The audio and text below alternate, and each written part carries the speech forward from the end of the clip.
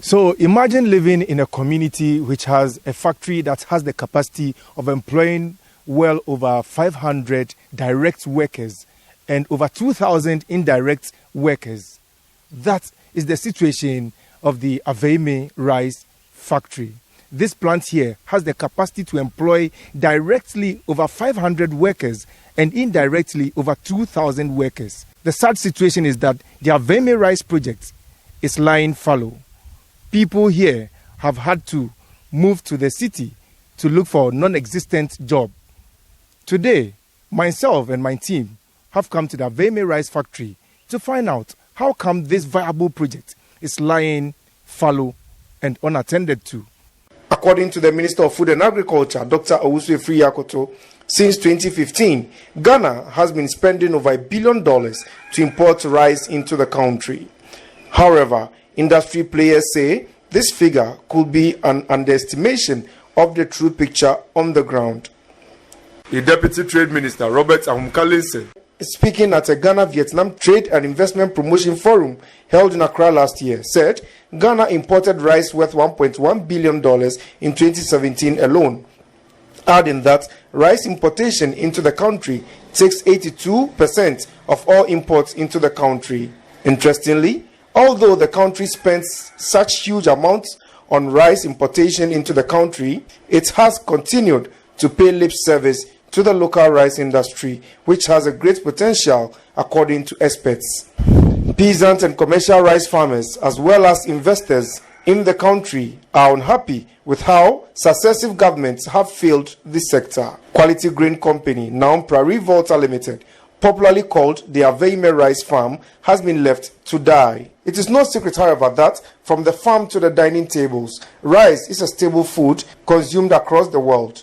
According to the Food and Agriculture Organization, the world requires about 200 million metric tons of rice annually. Countries such as Thailand, Vietnam, India, USA, and Brazil have become wealthy and food sufficient through the commercial production of rice. But Ghana's story is different, as the sector is virtually dead.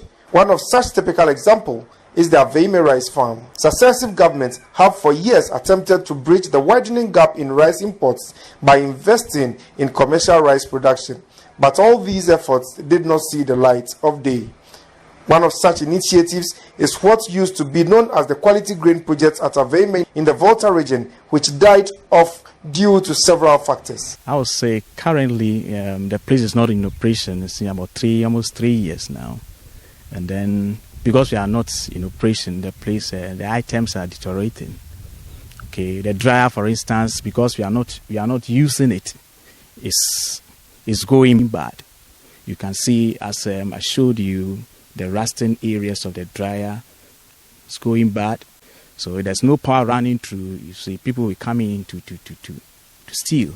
A visit to the plant, which has been non-functional for almost 5 years, revealed that almost every single equipment has been left to rot, and workers numbering over 1,000 laid off as several months of salaries of these workers continue to be in arrears. A handful of workers were spotted at the site. About, let's take it 3 years now. We are all laid off. We are in the house doing nothing. In fact, it's big tough for we.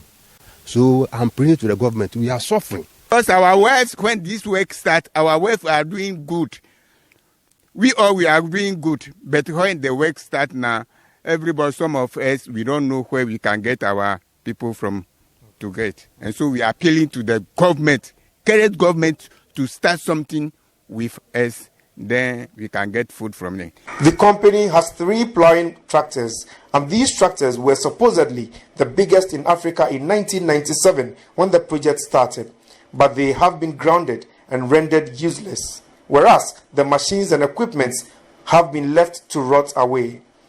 We also sought to find out how come this project, which has the potential of solving the country's rice imports, has been left to die. Some top management members of PTI have been outlining a few things that worked against the company's progress. First challenge I saw was government using the value of the assets when it was purchased at $8.2 million and giving it to privatizers as the value of the assets. The asset had sat down for 10 years and the value was given to them at $8.2 million.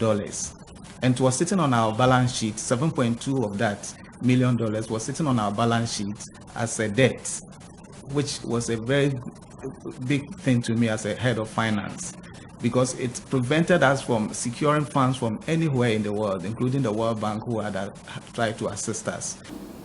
When we took over, as I said, the equipment that was there had been lying idle for over almost 10 years or so. So a number of them were faulty. A number of them were even no longer in production. So we had to get people or companies to manufacture those things to specification for us.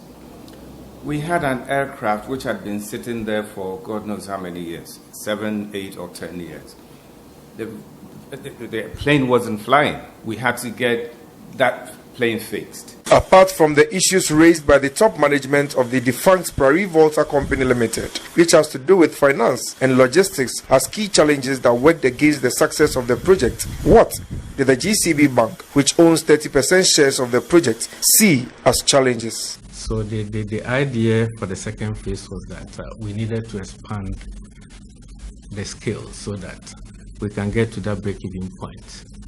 In doing that, there were issues of encroachment, cattle, compensation to the original landowners.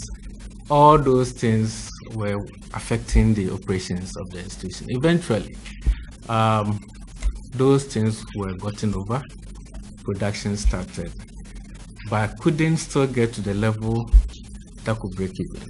Mr. Van Dyke Mensah is the Ghanaian investor who led his partners from the United States of America to invest in the project, and this is what he had to say with regard to the challenges. The major problems that we face has to do with the age of the equipment. A lot of them have actually outlived their useful life. They were just too old. We spent a lot of money buying parts to get some of them going.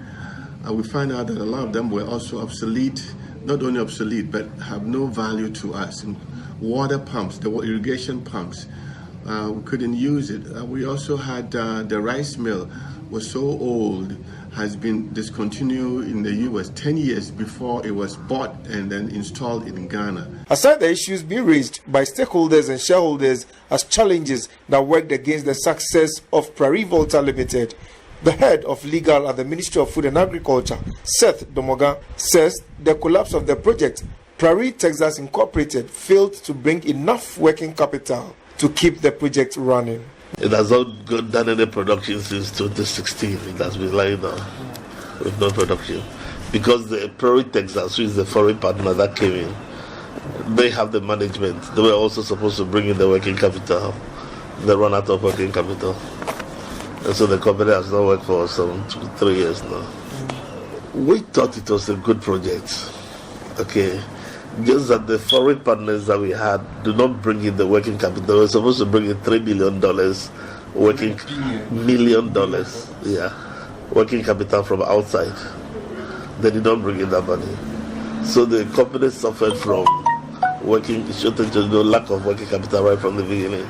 Beyond the allegations, accusations, and counter-accusations from various stakeholders regarding the successes and the failures of the Aveyime rice project, what matters most to the ordinary person living in Aveyime is the revamping of the project.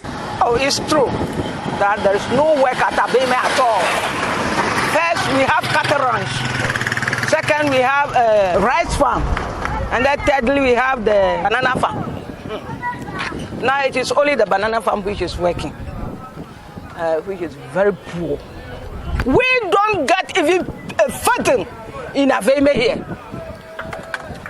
One thing is this, so we don't get anything. Our children, our boys in town too, they are picking things just like that. So if the work will come to Aveyime, then I think everything will be okay again. Aveyime rice farm, they have to bring it back. Nothing is going on.